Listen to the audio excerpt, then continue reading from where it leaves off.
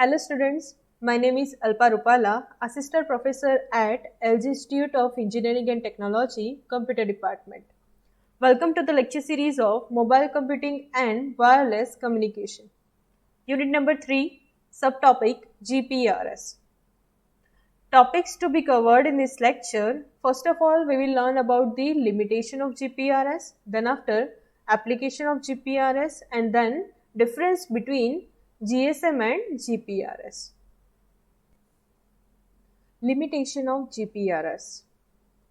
So we already know about it that the GPRS is basically based on the GSM. So GSM is having 125 channels. From that 125 channel, one channel is for SOS purpose, and then after 124 channel is for transmission purpose. From that 124 channel, we are getting total 992 channels after TDMA. So 992 channels for uplink and 992 channels for downlink. Correct? But if we talk about the GPRS limitation, then the first limitation is limited cell capacity for all users.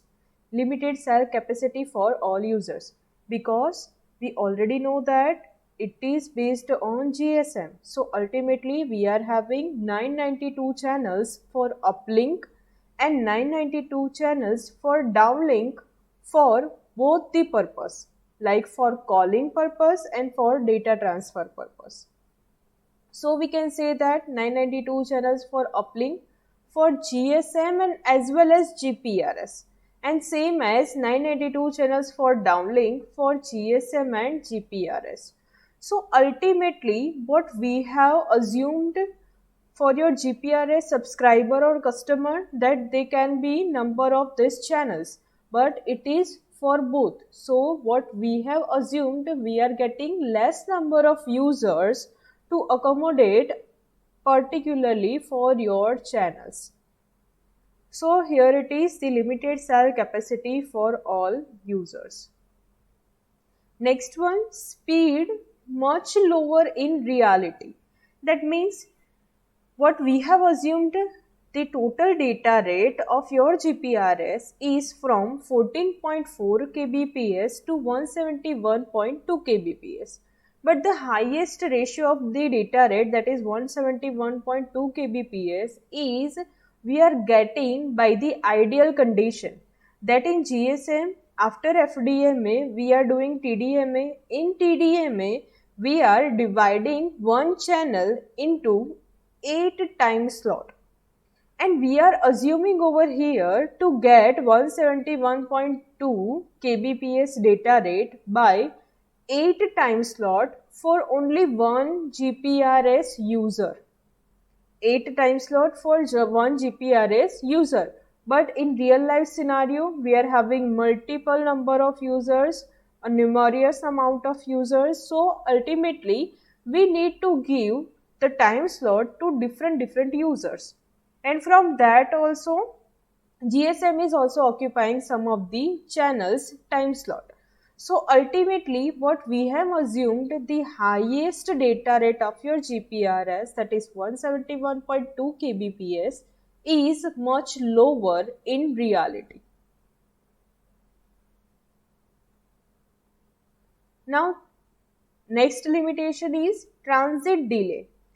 Ultimately what is transit delay is, we know that the GSM is using circuit switching, that whenever we are calling, first of all the call is being connected and then after the data is being transmitted. But if we talk about the GPRS, then all the fundamental or transfer of data is according to the packet data unit, that is PDU. So to transfer the PDU, we are having another switching network technique, that is packet switching. So ultimately what packet switching is doing, we are transferring the packets independently. So they are routing by their self only. So ultimately they reaches to the destination with unequal order, uneven order, unsequenced format number. So at the receiver, we need to reorder it, and as well as for the missing packet we need to send the retransmission request. So all this fundamental is introduce a delay, and that is known as transit delay. Then after, the next limitation is support for GPRS mobile terminate connection for a mobile server not supported. That means we know that we are the user, so we are client. We also know that there is a one kind of architecture which we known as client server architecture, in which client is requesting for something and server is giving the service. So ultimately, right now, whatsoever scenario we are considering, in all the scenarios, we are assuming that your client is roaming or it is mobile. But what if your server is also mobile? At that time, GPRS cannot help you. So this was all about the limitation of GPRS. Now next one is application of GPRS. So ultimately application means where we are using GPRS. So first of all we can have two modes of GPRS use. First one is application mode and second one is tunneling mode. Now what is the application mode? If we talk about the application mode, then we are using our GPRS internet in our phone only. Likewise, if I am a subscriber and I have subscribed to one GPRS data pack, that is suppose 1.5 GB per day, and I am using that package only for GPRS use. That means for browsing purpose or for any surfing purpose, whatsoever purpose I am using for my mobile phone, that is according to the GPRS, that is my mobile network is giving me some amount of internet and I am using that internet into my mobile phone only. That is known as application mode. But the second one is that is tunneling mode. That means you are having the internet according to your mobile network, and that internet you are using by another endpoint. That means by hotspot you are creating or you are using your mobile phone data into your laptop. So ultimately your laptop is becoming the end device, and this mode of communication or use of mobile internet is known as tunneling mode. Okay, so there are two type of mode for using the GPRS. First mode is application mode and second mode is tunneling mode. Now, what is the applications? So again we can further divide the application of GPRS into two types. First type is generic application and second type is GPRS specific application. Now what is generic application? That means any general public can use this kind of application while they are roaming. That is what the main purpose of your GPRS internet connection. You are using the internet while you are roaming. Even though you are having Wi-Fi at your own home, but still you are subscribing to the data package into your mobile network. That is what you are using the internet for when you are traveling or when you are roaming. So ultimately, for the general public use, if you are using the mobile internet, then it is known as generic application. Likewise, some of the generic application to get the weather report, to get the sports score checking, then after news heading, okay, any kind of jokes if you are surfing. So this all banking application if you are using. So this all fundamentally is under the generic application. But we are also having the GPRS specific application. The GPRS specific application, we are unlisting it. First one is chat. You can use the chat. Likewise, you are using WhatsApp, you are using Messenger, all this kind of where you can chat or communicate with another person on your perspective or viewpoint. That is known as the chat. Second one is multimedia service.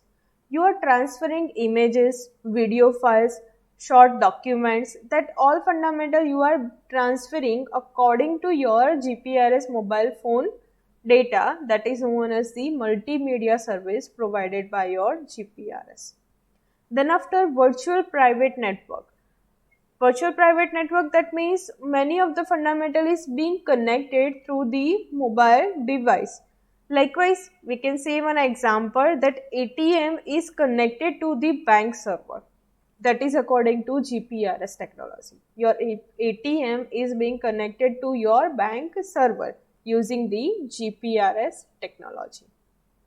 Then after personal information management, likewise you are storing your certificates in DigiLock application, right? Whenever you want to use or you want to show your identification proof, then you can directly go there and give that information to wheresoever you need it, right?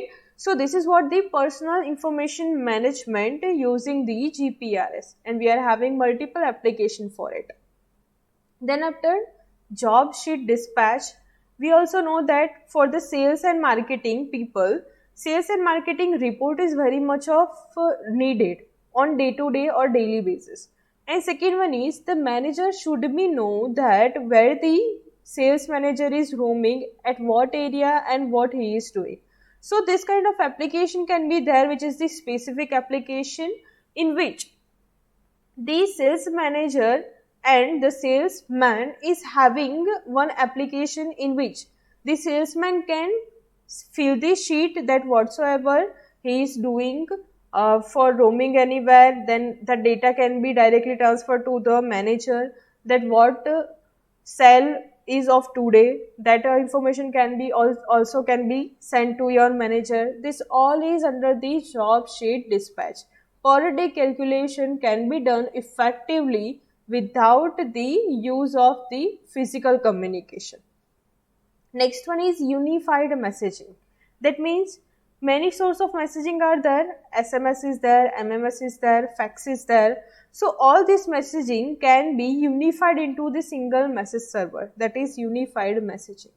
Then after vehicle positioning, you are using GPS. GPS means you can get the location where you are right now. Okay. So to find out some another place or to locate yourself at what place you are, you can use the vehicle positioning.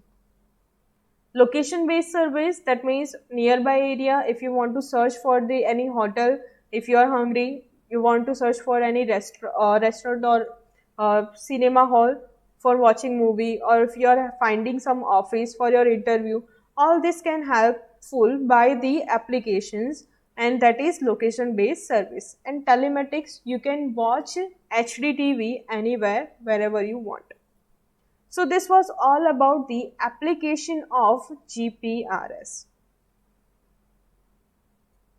Now the difference between GSM and GPRS. This is not only the difference, we can also say similarity and difference between the GSM and GPRS. Because we already know that GPRS is depend on GSM only. So whatsoever calculation we have already performed on your GSM, that all are in GPRS. Likewise, we have calculated the frequency allocation in which what the FDMA is, what the TDMA is, how they are dividing the channels. All this fundamental we have already seen in GSM, that all are applicable on your GPRS. Likewise, first of all, if we can see the technology, where this technology is being used, GSM is being used in a 2G technology and GPRS is being used as a 2.5G technology. Then after base system, the GSM base system is TDMA.